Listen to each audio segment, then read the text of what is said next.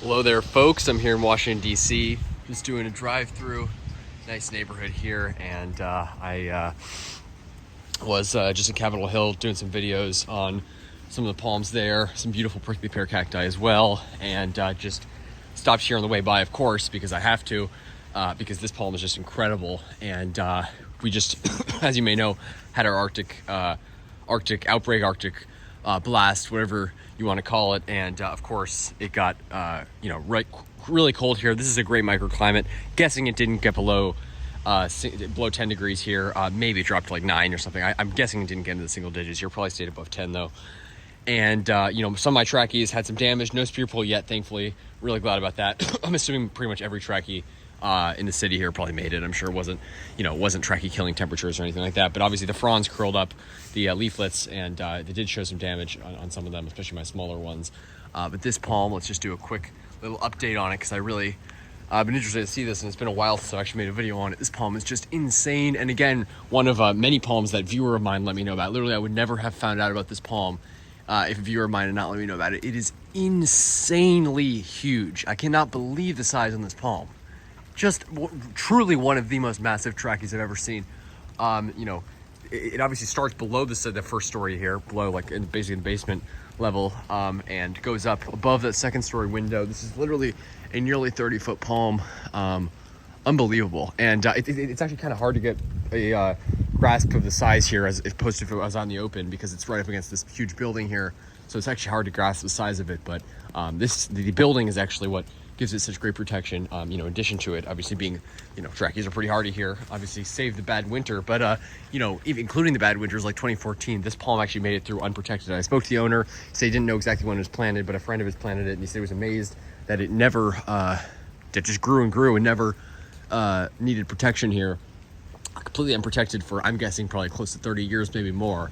This palm is huge, and just insane. The size on this palm is just so big, it's crazy.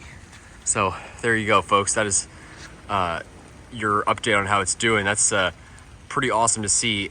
Made it through obviously flawlessly. Spears look great. Bit of maybe tip burn on some of these leaves, but some of the lower fronds, but the upper fronds look truly flawless. Some of my tracheas showed a bit of damage. This one's got really no damage on it to speak of, besides like a minor tip burn. Obviously tracheas, as I said, completely hardy through the average winter here. The bad winters can knock some of them out. I think about 2/3 of the tracheas in the city died in 2014, which was one of our worst winters. That's a lot of tracheas, obviously, but also quite a few made it, which is great to see. And more and more, I'm actually finding more older tracheas that made it through the freeze. I have several videos on, a number of them. I know of a number more.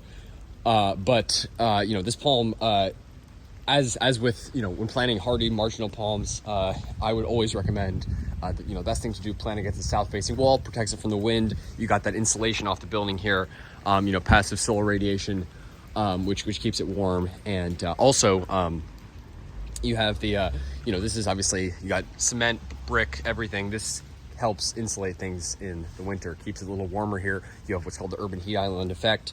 Obviously, it's basically this island, as they call it, in the middle of the center of the city, where everything is paved over. You've got all the buildings and everything, which just sort of helps insulate things, and does actually keep it a few degrees warmer here. And we're also at lower elevation by the not far from the river, at least, and right here with all these buildings in the middle of the city.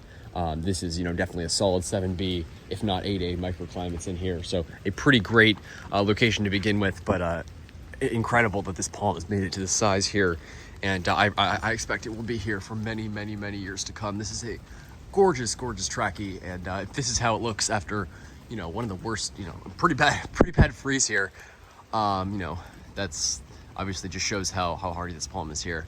One tough trachea, and the size on it is unbelievable. And really, when you say the camera doesn't do it justice, I cannot emphasize that enough. The camera, and also the fact that it's up against this building, just you can't really get a sense for the scale of this palm. Not only is it so big, but I've rarely seen one so healthy also, especially considering how humid we get here in summer. This palm the crown is gotta have like several dozen leaves up there, and the wingspan on that crown is probably at least like 10 feet or close to it. At least. It's just huge.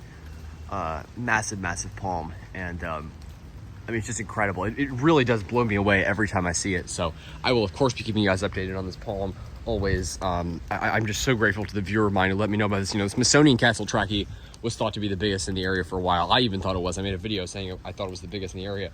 Now I found out and made videos on probably at least 3 or 4 other trachys that that almost dwarf it. I mean, this really does kind of dwarf the Smithsonian Castle Trachy. It is just huge. So there's quite a few old palms hiding out there in the city that believe it or not, have survived those worst of freezes, despite the fact that they're marginal here. You get quite a few that survive, which is awesome to see. You got this seed stock up there from the flowering. Just gotta love that, folks. Beautiful palm. So I'll keep you guys updated. Like, subscribe for more videos. Stay tuned and take care. Have a good one, folks.